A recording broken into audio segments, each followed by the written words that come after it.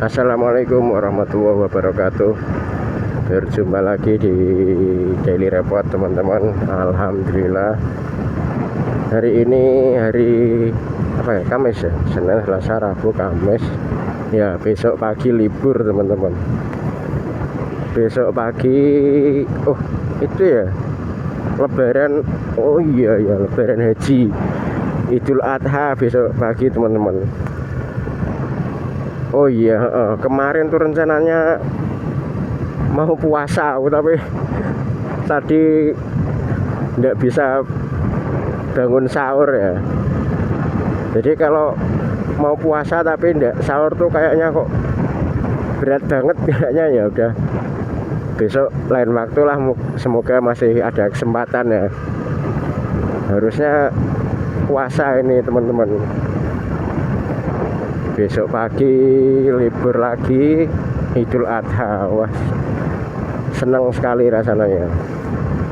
Vibesnya sudah terasa ini. Sudah terbayang bakar-bakar sate. Kalau dapat ya, tapi biasanya dapat ya teman-teman. Bukannya apa namanya? Apa sih nama? Tamak. Bukannya kita, tapi memang kan biasanya kan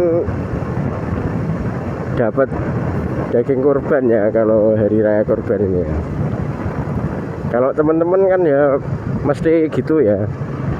Idul kurban kan memang ya identiknya nyate, kumpul sama keluarga. Ya seneng pokoknya lah.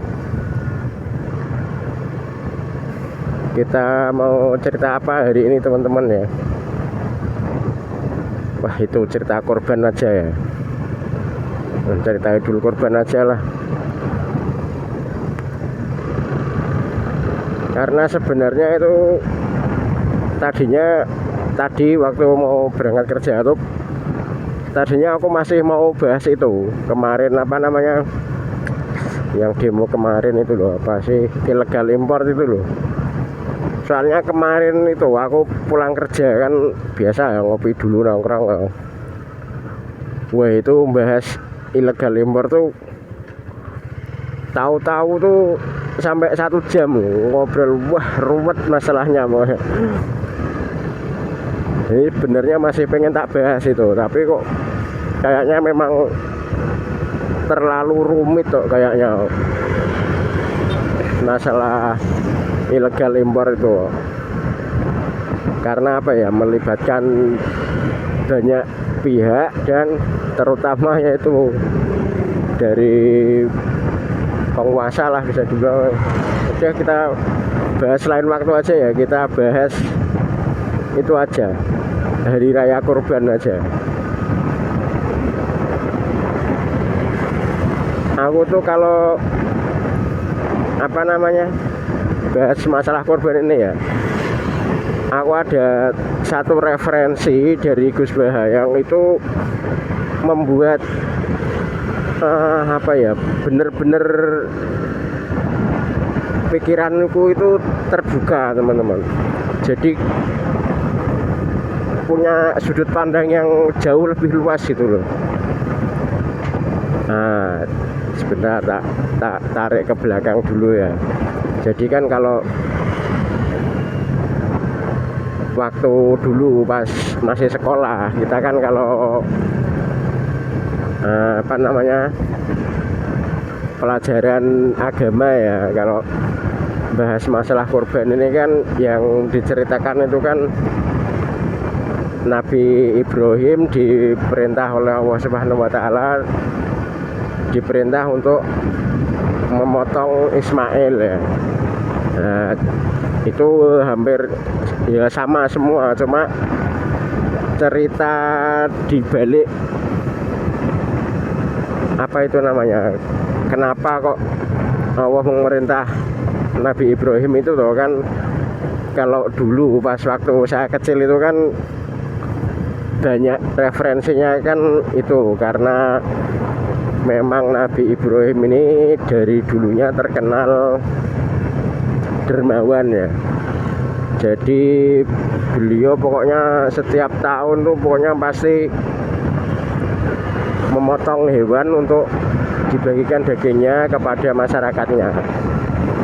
Nah, suatu saat kan beliau belum belum punya anak ya. Waktu beliau belum punya anak, terus beliau dermawan, sering berkorban itu. Nah, suatu saat ada, ya beliau dipuji lah sama jamaahnya, apa ya kalau dulu ya, pokoknya ada orang yang muji itu, wah kamu memang seorang yang dermawan. Nah, Nabi Ibrahim pas waktu itu beliau tuh keceplosan, oh jangankan kok cuma hewan kurban, saya punya anak, kalau diperintah Allah suruh sembelih saya sembelih. Nah, itu cerita yang versi dulu ya, pas zamannya Pak Zainuddin MZ barang itu, versi ceritanya itu seperti itu. Kaya berani sekali nyembelih hewan, unta 300, kambing 1000.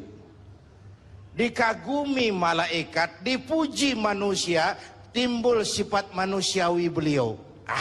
Kalau unta 300, kambing 1000 mah kecil. Jangan unta, jangan kambing. Andai kata saya punya anak sekalipun, diperintahkan untuk disembelih, akan saya sembelih untuk mendekatkan diri kepada Allah. Tuh keluar tuh ucapan. Kenapa? Waktu itu beliau belum punya anak. Ya sampai ya mungkin baru berapa tahun ini ya, aku dapat referensi itu ceritanya dari Gus Baha, yang itu membuat pikiranku tuh jauh lebih terbuka ya, jauh punya pandangan yang lebih luas tentang Allah Subhanahu wa Ta'ala. Jadi ceritanya gini teman-teman, kalau yang ini yang versinya Gus Baha ya, beliau dapatnya cerita itu di kitab apa itu saya lupa ya. Jadi suatu saat Nabi Ibrahim itu, ya namanya Nabi ya, beliau itu pernah diajak apa sih namanya, jalan-jalan lah bisa dibilang. Ya mungkin cara-caranya Nabi Muhammad ya mungkin dijak Isra Mi'raj itu ya. Ya pokoknya gitulah, dijak jalan-jalan, melihat apa namanya, akhirat bisa dibilang. Nabi Ibrahim itu Khalilur Rahman, tentu bencinya minta ampun sama yang namanya maksiat. Suatu saat beliau diterbangkan di alam malakut. Itu kalau di hikam saya halaman 15 juga. Saya masih ingat betul. Mungkin kalau Anda beda halaman karena beda cetakan, atau nggak punya kitabnya, atau punya tapi tidak bisa baca. Nah, itu jadi berbagai kemungkinan. Atau punya tidak bisa baca tapi dianggap jimat, atau digo pencitraan. Banyak tuh kaji-kaji tidak bisa baca kitab tapi di ruang tamunya kitabnya besar-besar. Pencitraan itu, tapi ya bagus lah, nggak apa-apa untuk syiar. Setelah diterbangkan di alam malakut, diperlihatkan sama Allah, ada orang pezina, ada orang syaribul khomri, ada orang mabuk, ada orang macam-macam. Allah tanya sama Nabi Ibrahim, bagaimana pendapat kamu Ibrahim tentang mereka yang maksiat? Kata Nabi Ibrahim, ya Allah, habisi saja mereka. Mereka hidup di bumi engkau, makan rezeki engkau, kemudian mereka tidak taat sama engkau. Singkat cerita, di fase itu, saya ulang lagi, di fase itu Allah nurutin sampai sekian peristiwa, mungkin 3 atau 4. Sudah setelah sekian tahun Nabi Ibrahim lupa peristiwa itu, kemudian beliau diminta menyembelih anaknya. Ini versi kitab hikam. Memang versinya banyak tentang kenapa Nabi Ibrahim disuruh menyembelih anaknya. Ketika mau menyembelih anaknya, Nabi Ibrahim ragu. Huwa samratu fuadi, anak saya ini buah hati saya, kenapa engkau suruh menyembelih? Terus kata Allah, apa kamu tidak ingat ketika kamu saya angkat di alam malakut, kemudian kamu usul bunuh-bunuh, saya tidak mempertimbangkan usul Anda, tapi kenapa sekarang saya merintahkan kamu mikir gitu? Terus ya karena ini anak saya ya Allah. Terus kata Allah, rumang samu wong sumpokon mata ini gak gawean kau sing gawe kowe enak wae usul mata ini. Jadi sebenarnya saya yang bikin, kemudian Anda enak aja usul membunuh. Semenjak itu Nabi Ibrahim itu di eranya itu asfaqun nas, orang paling sayang sama manusia. Nah ini yang jawabannya dari Allah Subhanahu wa Ta'ala yang membuat bener-bener makjeleb aku ya. Baru tahu tuh dari referensinya Gus Baha. Jadi gini, kamu pikir aku tidak sayang dengan ciptaanku seperti kamu menyayangi anakmu itu? Nah di situ teman-teman, wah rasanya ternyata itu kasih sayang Allah itu ya bisa dibilang ya kurang lebih kayak orang tua sama anaknya gitu. Nah itu bener-bener aku wah pikirannya kayak mak biak gitu mendengar referensi ini. Nah kalau dulu itu kan yang sering, yang cerita yang populer kan itu ya, jadi malah jangankan kok cuma hewan kurban. Nah kalau saya punya anak disuruh sembelih saja tak sembelih kalau Allah yang memerintah. Nah kalau yang cerita versi dulu itu kan ya ceritanya sih tetap bagus, tapi kayaknya kalau buatku itu maknanya jauh lebih mendalam yang ini, yang aku dengar dari Gus Baha itu sebenarnya kisahnya di kitab apa gitu loh. Aku ya juga enggak terlalu tahu ya, tapi wah itu bener-bener buatku itu apa sih namanya, pokoknya bener-bener langsung mak biak gitu kayaknya di otak itu. Kan maknanya jauh lebih luas ya kalau itu ya. Jadi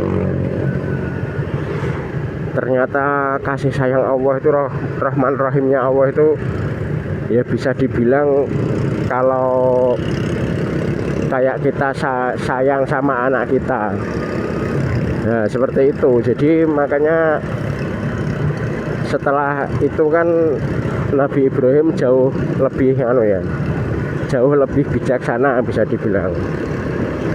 Ya mungkin lah kalau bisa dibilang alirannya Nabi Ibrahim ya berubah setelah peristiwa itu. Kalau dulu itu ya mungkin kayak Nabi Nuh itulah mungkin ya. Jadi wes akhir umatnya do beling-beling ora kandhani angel ya wes banjir ke wae gitu. Nah cuma setelah itu, setelah kejadian korban itu, ya kalau ada yang apa namanya, kalau ada manusia yang masih yang cek beling lah bisa dibilang, didoakan semoga mendapat hidayahnya Allah Subhanahu wa Ta'ala.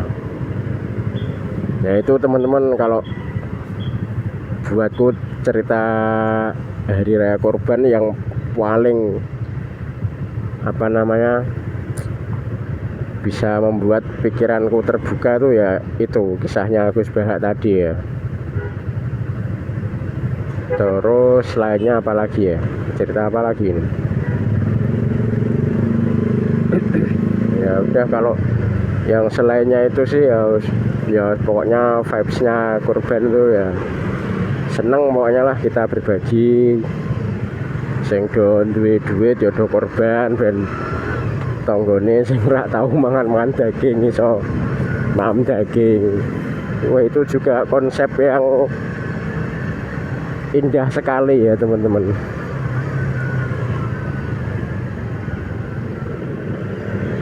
Ya udah ya teman-teman ya, kayaknya sementara itu dulu. Oh ya tadi aku kan ngambil referensinya Gus Baha ya. Aku jujur aja memang